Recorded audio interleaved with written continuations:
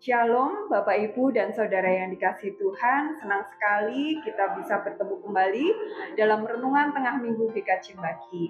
Saya berharap semua dalam keadaan sehat. Mari sebelum bersama-sama kita belajar akan firman Tuhan, mari kita berdoa. Tuhan Yesus, terima kasih untuk setiap penyertaan-Mu dan setiap kasih-Mu dalam hidup kami.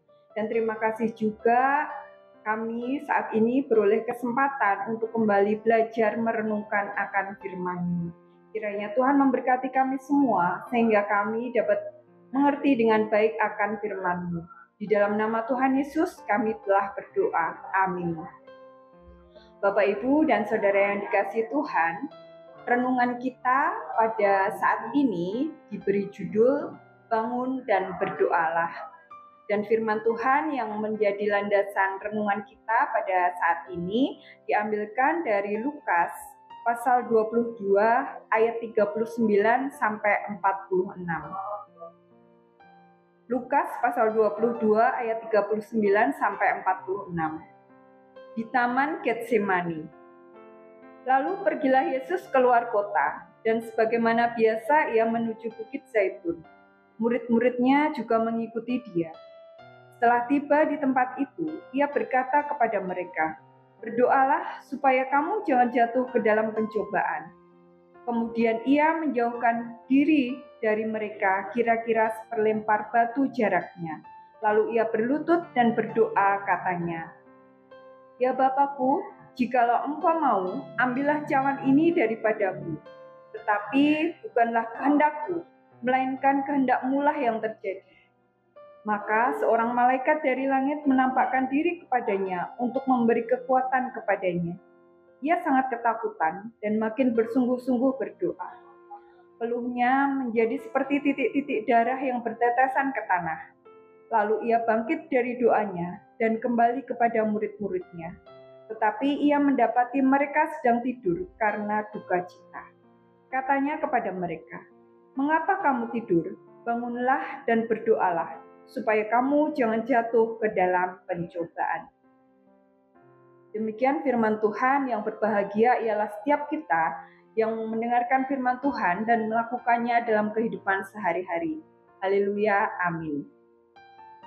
Bapak Ibu yang dikasihi Tuhan, nats kita pada saat ini diambilkan dari ayat yang ke-40 dan ayat 46.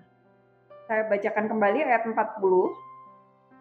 Setelah tiba di tempat itu, ia berkata kepada mereka, "Berdoalah supaya kamu jangan jatuh ke dalam pencobaan." Ayat yang ke-46, katanya kepada mereka, "Mengapa kamu tidur? Bangunlah dan berdoalah supaya kamu jangan jatuh ke dalam pencobaan." Bapak, Ibu, dan Saudara yang dikasihi Tuhan, kisah ini menggambarkan peristiwa Yesus dan murid-muridnya di Bukit Zaitun setelah perjamuan terakhir.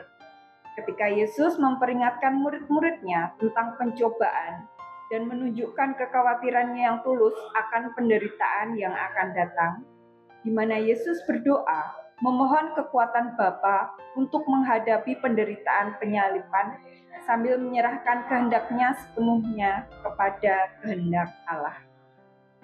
Bapak, Ibu, dan Saudara yang dikasihi Tuhan, doa menjadi bagian terpenting dalam kehidupan kekristenan. Dan saya percaya setiap orang Kristen pasti pernah berdoa. Dari kecil saya sudah diajarkan orang tua untuk berdoa, baik sebelum tidur, sebelum makan, juga ketika sekolah minggu. Guru-guru sekolah minggu mengajarkan kepada saya untuk berdoa. Nah, salah satu bahaya terbesar sebagai orang Kristen adalah mengabaikan doa.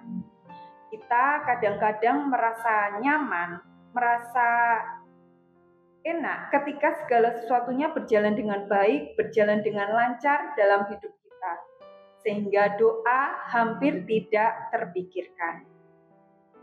Di dalam perikop yang kita baca ini, Yesus memberikan teladan dengan berdoa secara berulang-ulang kepada Bapanya di surga. Hal ini dibuktikan dengan 2 kali Tuhan Yesus mengingatkan murid-muridnya untuk berdoa, ya di ayat 40 dan 46 tadi. Mengapa kita perlu berdoa secara tekun? Tuhan Yesus sudah mengajarkan bahwa di ayat 39 itu disebutkan bahwa Tuhan Yesus sebagaimana biasa ia menuju Bukit Zaitun. Sebagaimana biasa itu membuktikan bahwa Tuhan Yesus berdoa itu sudah menjadi kebiasaan atau rutinitas yang dilakukan oleh Tuhan Yesus. Lalu, mengapa kita harus berdoa secara tekun, secara rutin?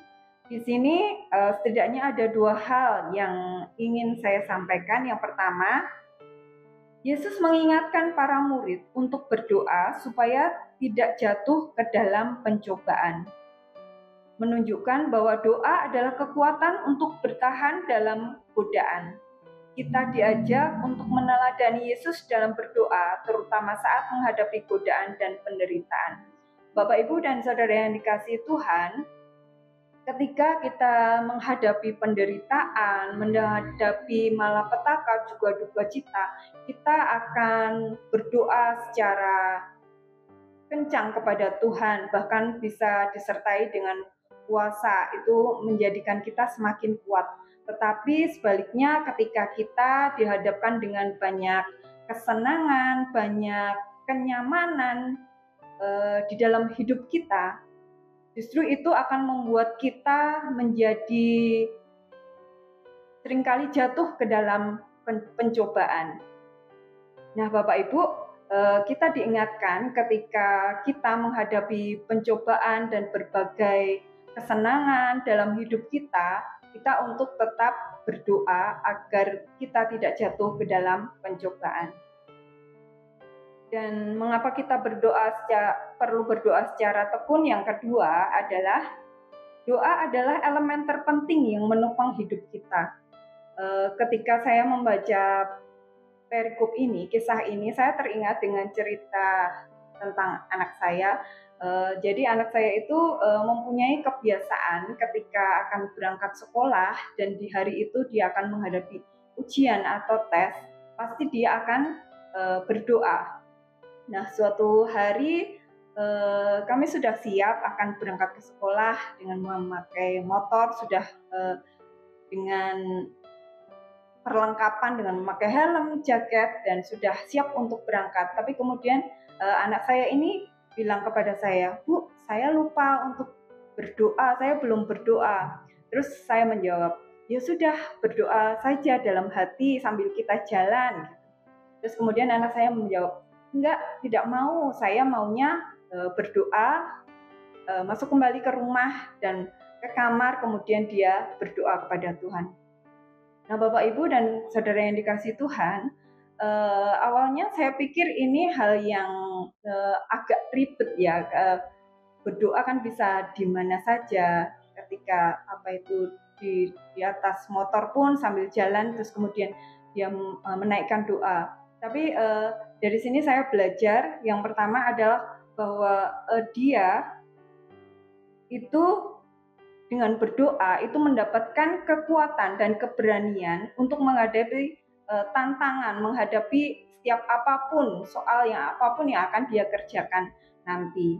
Dan kenapa dia harus berdoanya di kamar? Karena menurut dia doa itu adalah dia bisa ngobrol langsung dengan Tuhan, menyampaikan apa yang menjadi kekhawatiran dan ketakutan dia akan menghadapi ujian. Jadi dia harus masuk ke kamar, berdoa dengan tenang agar dia benar-benar bisa menyampaikan dengan baik apa yang menjadi keinginannya. Dalam doa, kita menemukan harapan yang membantu kita melihat melampaui hal yang mustahil. Ketika kita merasa takut karena persoalan yang berat, sebaiknya kita mengambil waktu untuk berdoa. Dengan berdoa, kita akan mendapat kekuatan baru yang membuat kita mampu melewati penderitaan yang sedang terjadi. Sama seperti yang dilakukan oleh Yesus ketika dia akan ditangkap dan dihukum mati di atas kayu salib. Yesus terlebih dahulu mengambil waktu untuk berdoa di Taman Getsemani. Bapak Ibu yang dikasihi oleh Tuhan, sebagai orang tua Kristen, kita sering dihadapkan pada tantangan besar dalam mendidik anak-anak kita di dunia yang penuh dengan godaan dan kesulitan. Namun, ada satu senjata yang ampuh yang bisa kita gunakan untuk melindungi mereka, yaitu doa. Nah, di bulan keluarga ini, marilah kita sebagai orang tua membangun kebiasaan yang baik. Salah satu contohnya yaitu membangun kebiasaan berdoa di tengah-tengah keluarga. Kita sebagai orang tua harus membimbing, mengajarkan, memberikan teladan yang baik kepada anak-anak kita untuk bisa berdoa. Caranya bisa kita memilih waktu yang konsisten, misalnya ketika kita mengajak anak-anak berdoa sebelum makan, berdoa sebelum tidur, ataupun setelah bangun tidur. Kemudian juga bisa memberikan kesempatan kepada anak untuk memimpin doa di dalam doa keluarga. Dengan mengingatkan, mengajarkan, dan memberikan teladan bagi anak-anak untuk berdoa, kita dapat membantu anak-anak membangun hubungan yang lebih dekat dengan Tuhan dan mengembangkan kebiasaan berdoa yang baik. Amin. Tuhan Yesus memberkati. Mari kita berdoa. Tuhan Yesus, terima kasih untuk firman yang boleh kami dengar saat ini. Ajarkan kami dan ingatkan kami Tuhan untuk selalu tekun berdoa. Bahkan ketika kami dalam sukacita maupun ketika kami menghadapi berbagai macam penderitaan. Biarlah doa dapat menjadi kebiasaan kami yang dapat kami lakukan di dalam kehidupan kami sehari-hari. Dan ajar kami sebagai orang tua dapat memberikan contoh, dapat memberikan teladan untuk mengajarkan, mengingatkan anak-anak untuk berdoa. Terima kasih Tuhan, ampuni segala dosa dan kesalahan kami. Di dalam nama-Mu kami berdoa. Amin.